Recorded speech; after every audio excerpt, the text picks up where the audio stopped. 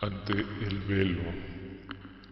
Juan, arbolemos en los muros nuestras ondulantes banderas.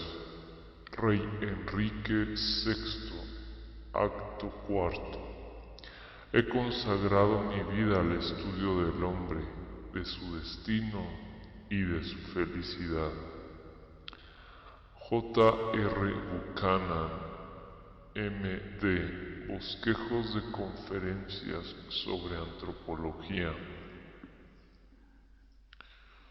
Según se nos dice, hace 19 siglos que la divina luz del cristianismo disipó las tinieblas del paganismo,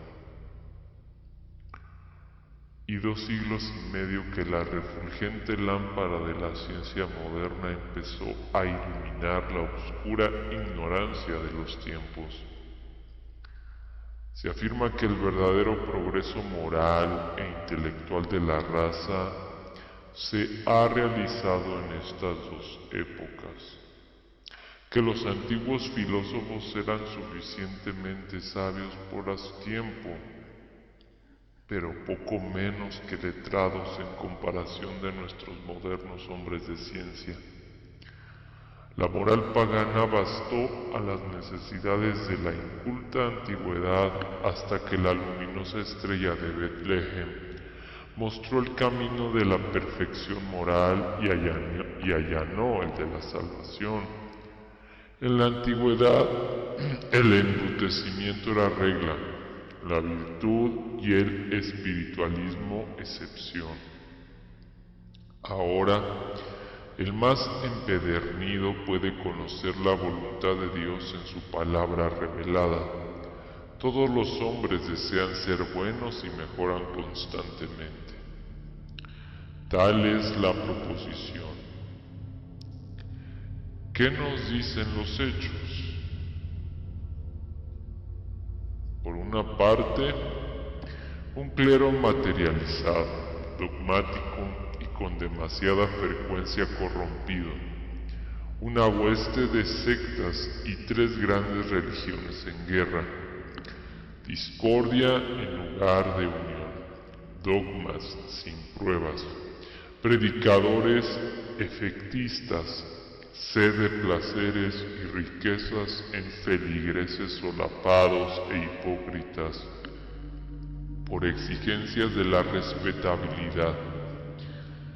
Esta es la regla del día, la sinceridad y verdadera piedad la excepción.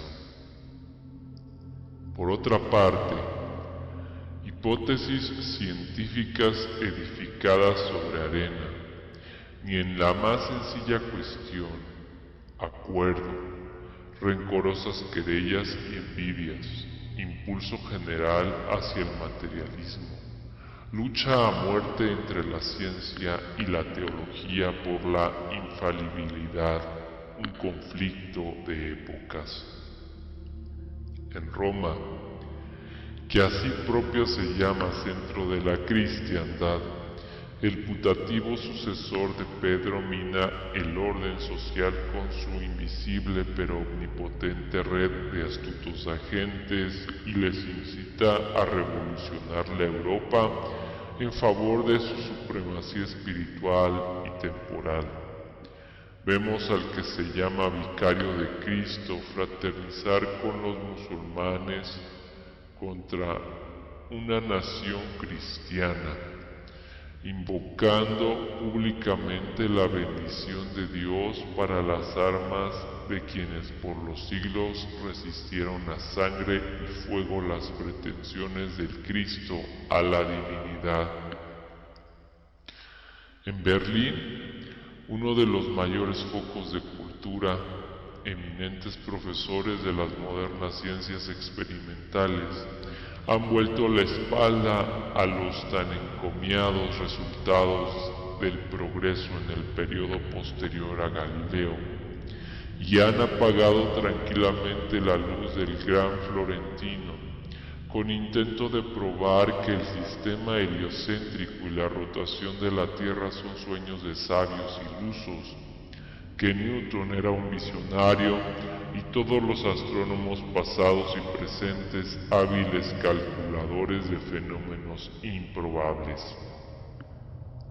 Entre estos dos titanes en lucha, ciencia y teología, hay una muchedumbre extraviada que pierde rápidamente la fe en la inmortalidad del hombre y en la divinidad, y que aceleradamente desciende al nivel de la existencia animal. Tal es el cuadro actual, iluminado por la meridiana luz de esta era cristiana y científica. Fuera de estricta justicia, condenar a lapidación crítica al más humilde y modesto autor por rechazar enteramente la autoridad de ambos combatientes. Fuera de estricta justicia condenar a lapidación crítica al más humilde y modesto autor por rechazar enteramente la autoridad de ambos combatientes. ¿No deberíamos más bien tomar como verdadero aforismo de este siglo la declaración de Horacio Greeley: no acepto sin reservas la opinión de ningún hombre, vivo o muerto? Recuerdos de una vida ocupada, página 147. Suceda lo que suceda, esta será nuestra divisa, y tomaremos este principio por lema y guía constante en la presente obra. Entre los muchos frutos fenoménicos de nuestro siglo, la creencia de los llamados espiritistas ha brotado de entre las vacilantes ruinas de la religión revelada y de la filosofía materialista, porque al fin y al cabo es la única que depara posible refugio a manera de transacción entre ambas.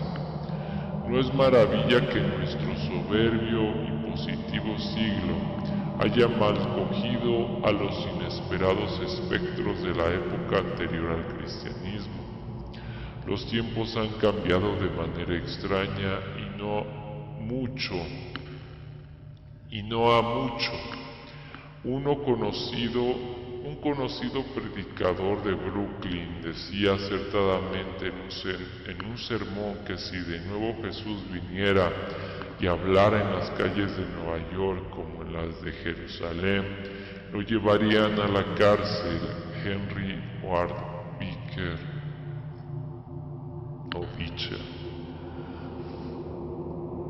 ¿Qué acogida había de esperar pues el espiritismo? Lo misterioso y extraño no atrae ni seduce a primera vista.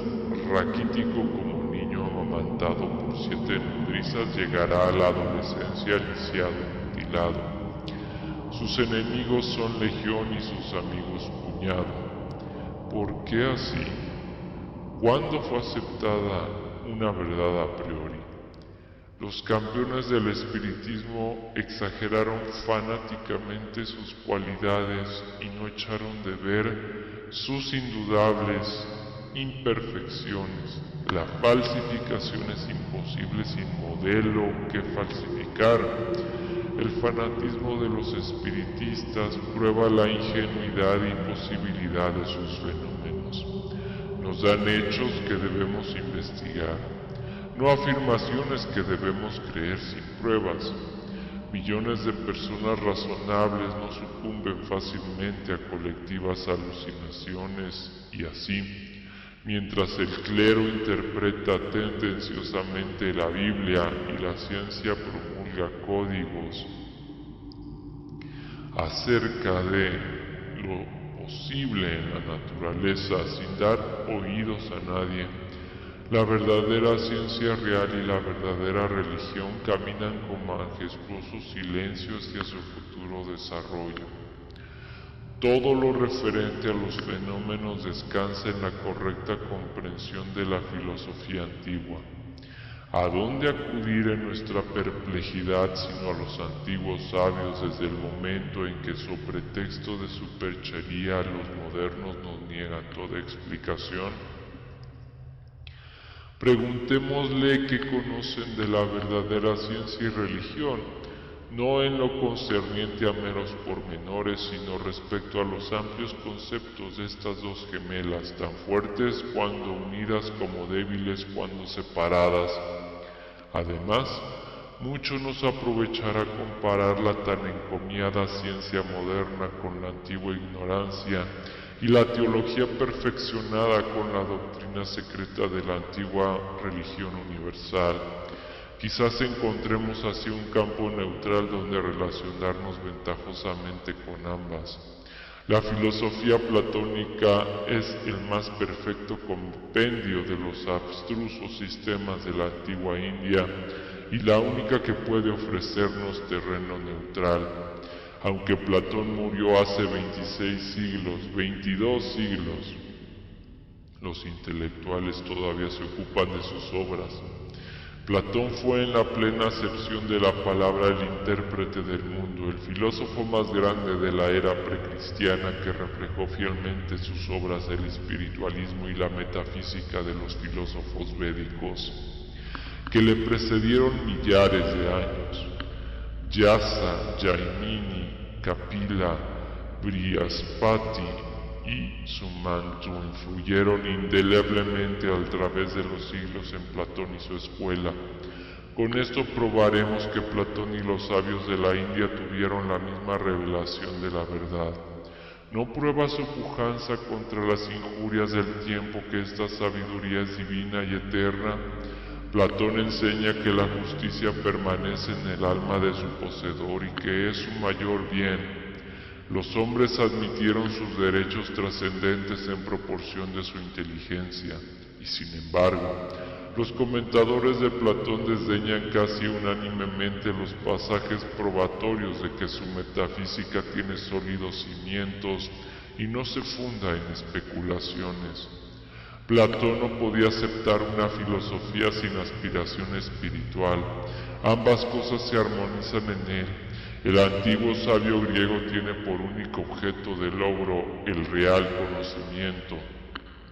Solo consideraba como filósofos sinceros o estudiantes de verdad a quienes poseían la ciencia de las realidades en oposición a las apariencias, de lo eterno en oposición a lo transitorio, de lo permanente en oposición a cuanto alternativamente crece, mengua, nace y perece.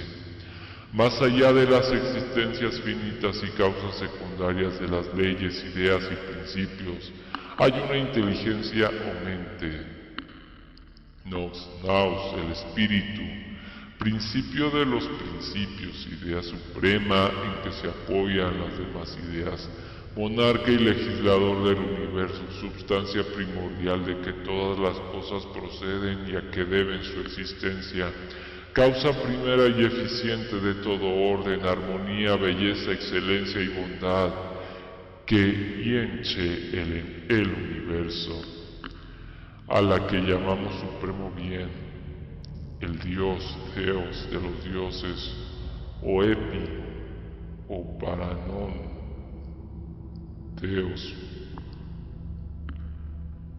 Cocker, el cristianismo y la filosofía griega. Capítulo 11, página 377. No es la verdad ni la inteligencia, sino padre de ambas.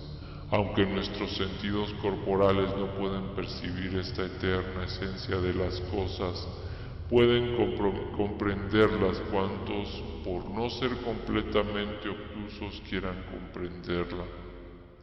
A vosotros os es dado saber los misterios del reino de los cielos, mas a ellos Polano les es dado. Por eso les hablo por parábolas, porque viendo no ven y oyendo no oyen ni entienden. Asegura el neoplatónico Porfirio que en los misterios enseñaba y comentaba la filosofía de Platón.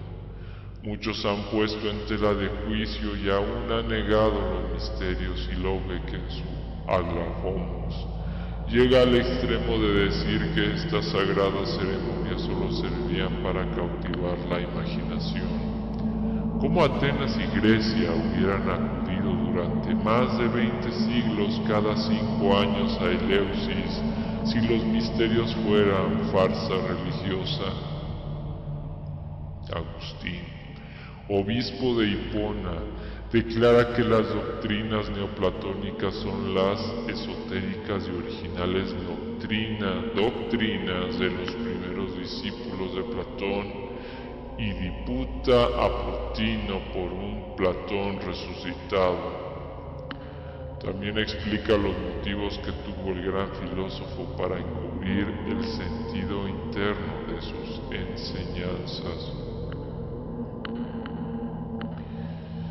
Las acusaciones de ateísmo, de adorar a divinidades extranjeras y corromper a la juventud ateniense, lanzadas contra Sócrates, justifican plenamente que Platón encubriera el verdadero sentido de sus enseñanzas.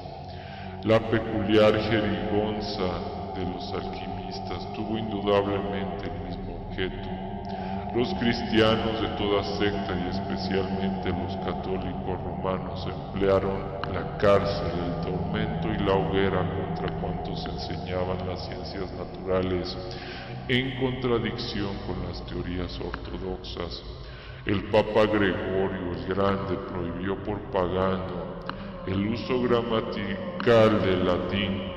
El crimen de Sócrates fue descubrir a sus discípulos la doctrina secreta en lo que a los dioses se refería. Esta doctrina se enseñaba en los misterios y era un crimen capital revelarla. También le acusó a Aristófanes de introducir en la República el nuevo dios Dinos, al que presentaban como demiurgos, artífice y señor del sistema solar. El sistema heliocéntrico era también doctrina de los misterios, y por esto cuando el pitagórico Aristarco lo enseñó públicamente, declaró Cleanto que los griegos debían haberle condenado por blasfemar contra los dioses. Plutarco, pero Sócrates no fue iniciado y por lo tanto no quebrantó el sigilo de los misterios. Respecto de los mitos, declara Platón en el Gorgias y en el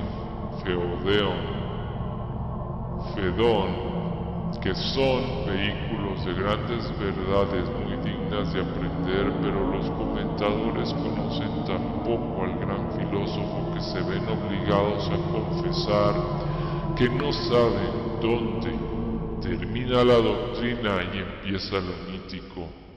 Platón desvanecía la popular superstición de la magia y los demonios, y enunciaba las exageradas ideas de su tiempo en teorías racionales y concepciones metafísicas que tal vez no se acomoden al método de raciocinio inductivo establecido por Aristóteles, pero que satisfacen cumplidamente a cuantos se percatan de la elevada facultad del hombre llamada intuición, que nos da el criterio para conocer la verdad.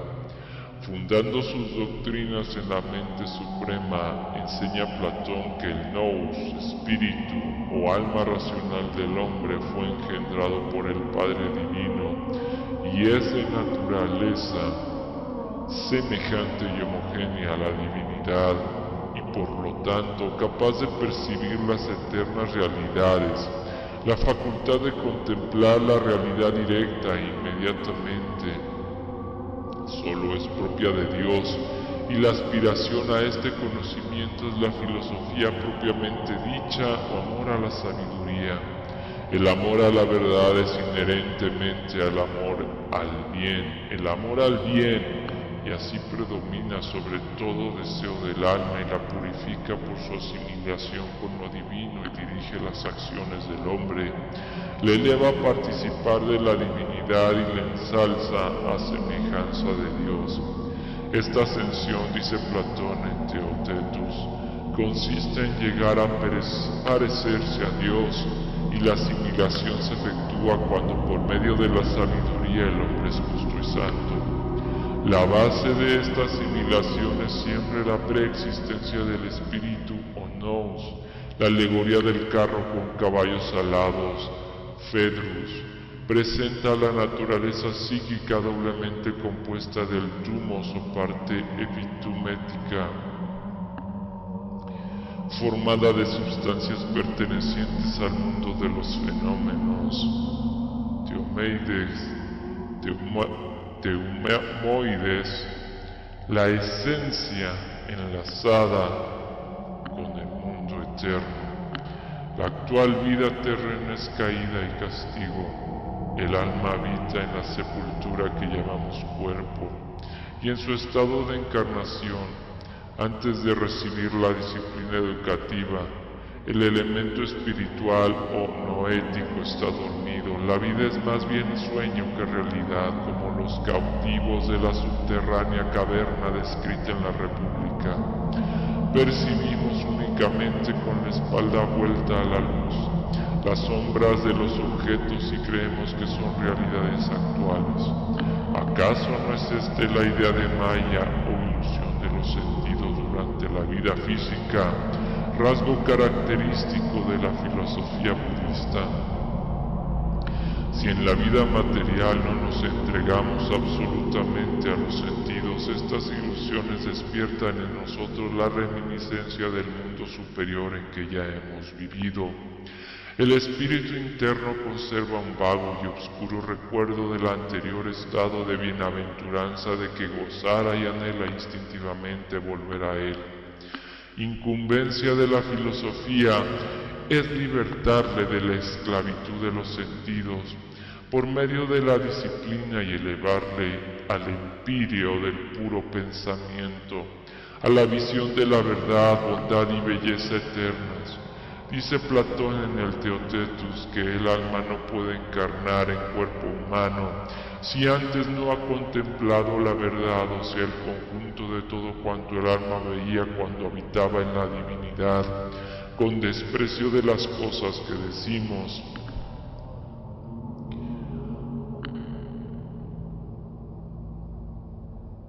Con desprecio de las cosas que decimos que son, y la mira puesta en lo que realmente es. Por lo tanto, solo el nous, espíritu del filósofo o amante de la suprema verdad, está dotado de alas porque con su elevada capacidad retiene estas cosas en su mente y al contemplarlas diviniza, por decirlo así, a la misma divinidad.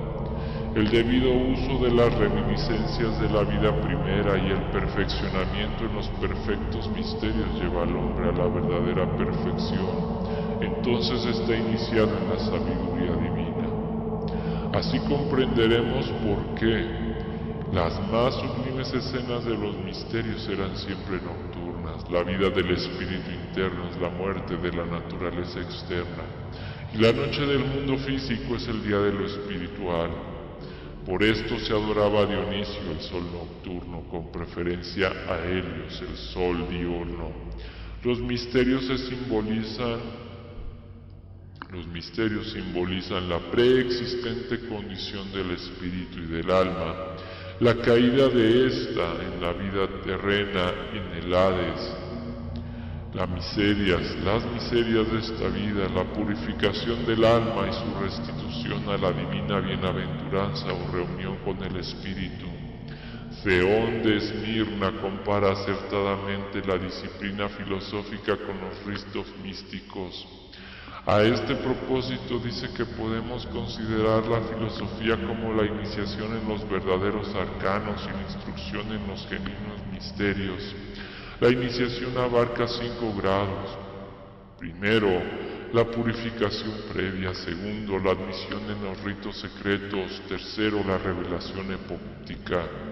Cuarto, la investidura o entronización. Quinto, en consecuencia de los anteriores, la amistad íntima, comunión con Dios y la felicidad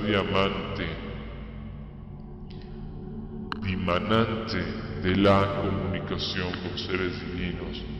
Platón llama epopteia o visión personal la perfecta contemplación de lo aprendido intuitivamente, o sean las verdades e ideas absolutas. También considera la coronación como símbolo de la autoridad recibida de los instructores para conducir a otros a la misma contemplación. El quinto grado es la mayor felicidad terrena y, según Platón, consiste en asimilarse a la divinidad, tanto como cabe en los seres humanos. Tomás Taylor, Misterios Báquicos y Eleusinos, página 47, Nueva York, J.W. Boughton, 1875. Tal es el platonismo, dice Emerson, que de Platón arranca cuanto los pensadores escriben y discuten. En él se resumía la ciencia de su época, la de Grecia, de Filolao, a Sócrates, la de Pitágoras en Italia y la que derivó de Egipto y Oriente. Era una inteligencia tan vasta que toda la filosofía europea y asiática están comprendidas en sus doctrinas y a su cultura y poder de contemplación añadía temperamento y cualidades de poeta.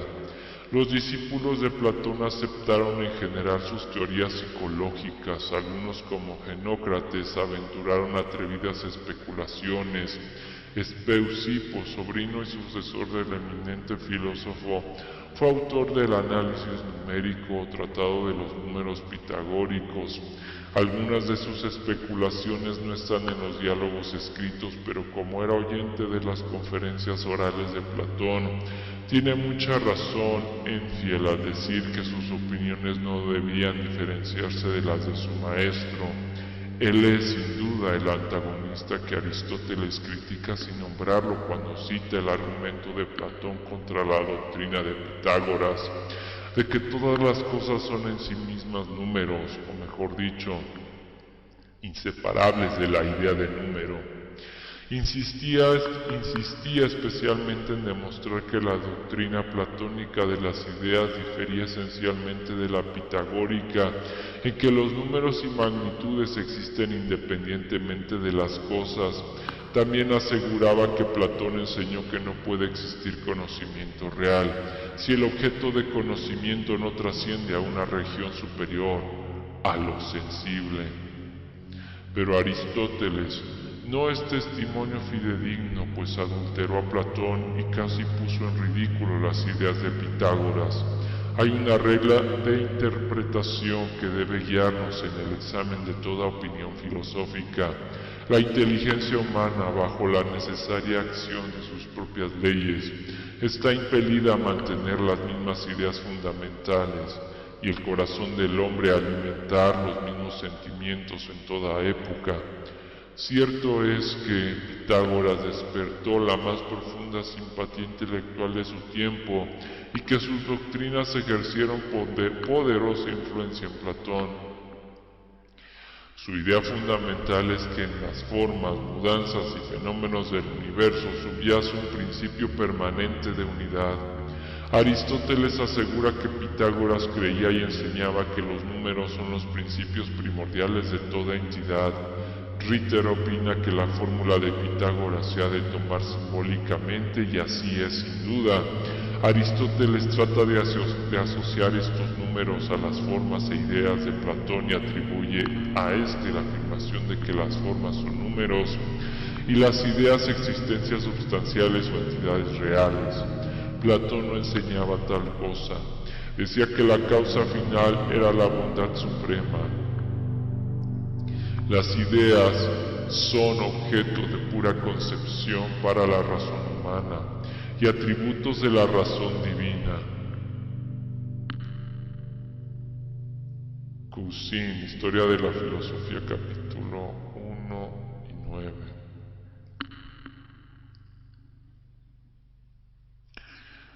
No decía que las formas son números, sino que, como se lee en el Timeo, Dios formó por primera vez las cosas según formas y números. Reconoce la ciencia moderna que las leyes superiores de la naturaleza asumen la forma de enunciado cuantitativo. Esto es quizás una más explícita afirmación de la doctrina pitagórica. Los números se consideran como la mejor representación de las leyes de armonía que regulan el cosmos. Sabemos que la teoría atómica y las leyes de combinación están hoy, por decirlo así, arbitrariamente definidas por números. W. Archer Butler dice a este propósito: el mundo es en todas sus partes una aritmética viva en su desarrollo y una verdadera geométrica en su reposo. La clave de los dogmas pitagóricos es la fórmula general de unidad en la variedad. Lo uno desenvuelve y por completo penetra lo múltiple. Tal es, en compendio, la antigua doctrina de la emanación. El apóstol Pablo la aceptaba a sí mismo como verdadera. De aquel, por aquel y en aquel son y están todas las cosas. Esto es puramente indo y brahmánico. Cuando la disolución pralaya llega a su término, el ser inmenso para Atma o para Purusha, el Señor existente por sí mismo y de la cual y por medio de la cual todas las cosas fueron, son y serán, quiso emanar de su propia substancia la variedad de criaturas. Manava Dharma Sahasra, libro 1, diásticos 6 y 7. La edad mística 1 más 2 más 3 más 4 igual a 10 expresa esta idea. El 1 simboliza a Dios, el 2 la materia, el 3 la combinación de la mónada y la duada que participan de la naturaleza de ambas en el mundo fenomenal.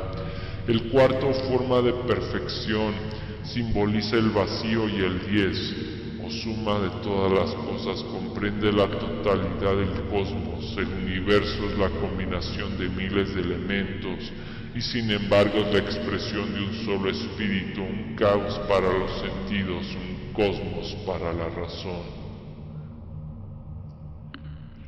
Todo es hinduista en esta combinación y progresión de números en la idea de la creación. Único es el ser existente por sí mismo, Svayambhuva, como también se le llama. De sí mismo emana la facultad creadora, Brahma Purusha, Brahma o Purusha, varón divino. Y el uno se convierte en dos. De esta duada unión del principio puramente intelectual con el de la materia procede un tercero, Viraj, el mundo fenomenal de esta invisible e incomprensible Trinidad.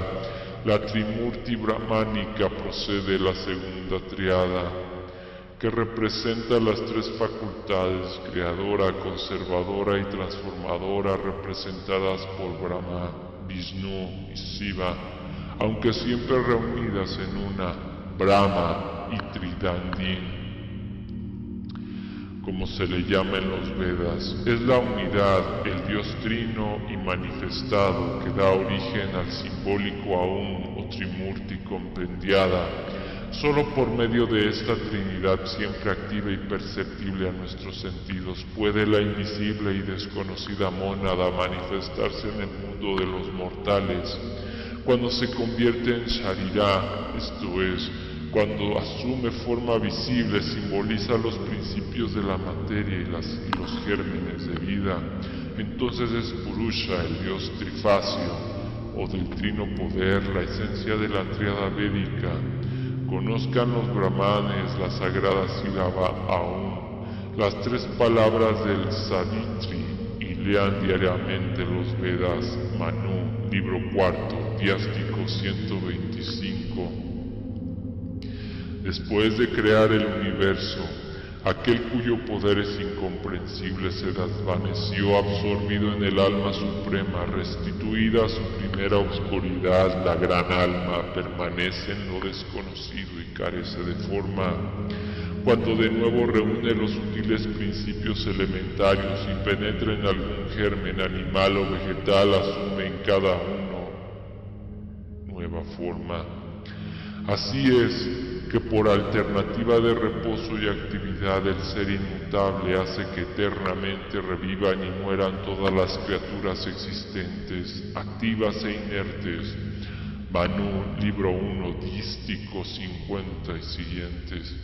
Quien haya estudiado a Pitágoras y sus teorías respecto de la mónada que después de emanar la duada se restituye al silencio y a la oscuridad y crea la triada, puede descubrir la fuente de donde emana la filosofía del eminente filósofo de Samos, la de Sócrates y la de Platón. Espeusipo parece haber enseñado que el alma física automética era inmortal como el espíritu o alma racional. Más adelante expondremos sus razones, también como Filolao y Aristóteles en sus disquisiciones sobre el alma. Dice que el éter es un elemento y supone 5 elementos principales correspondientes a las 5 figuras regulares geométricas.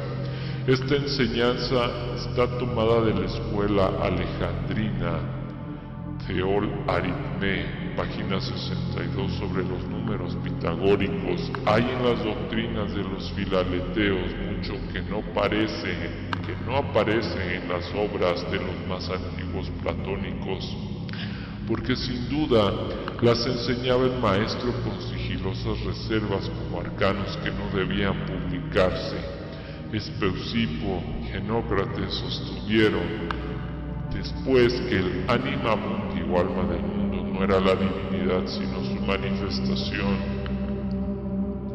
Estos filósofos jamás atribuyeron al uno naturaleza animada. Platón, Parménides 141.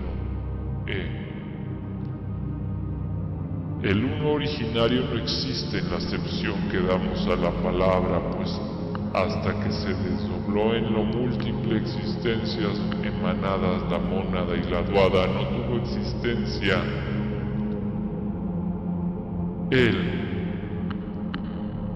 El algo manifestado mora igualmente en el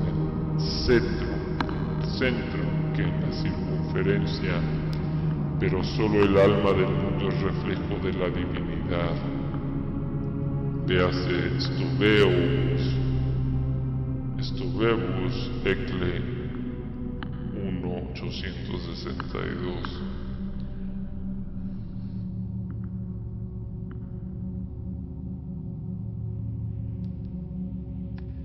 En esta doctrina aletea el espíritu del budismo esotérico. La idea que tiene de Dios el hombre es la deslumbradora luz que ve reflejada en el cóncavo espejo de su propia alma. Pero esta imagen no es en realidad la de Dios, sino su reflejo. Su gloria está allí, pero el hombre ve a lo sumo la luz de su propio espíritu, que es cuanto puede ver. Cuanto más limpio esté el espejo, más resplandecerá la imagen divina. Pero el mundo exterior no puede permanecer allí al mismo tiempo. Para el extático yogi, para el profeta iluminado, el espíritu brilla como el sol del mediodía. Para la viciosa víctima de los atractivos terrenos, el resplandor desaparece porque el grosero aliento de la materia empaña el espejo. Tales hombres reniegan de Dios y quisieran de un golpe privar de alma a la humanidad. Ni Dios ni alma, horrible y aniquilador pensamiento, delirante pesadilla del lunático ateo ante cuya alucinada vista pasa una horrible e incesante serie de chispas de materia cósmica, por nadie creadas, que aparecen, existen y se desenvuelven por sí mismas, es decir, por nada ni nadie, y no proceden de ninguna parte ni van parte alguna, sin que ninguna causa las impela en un círculo eterno, ciego, inerte,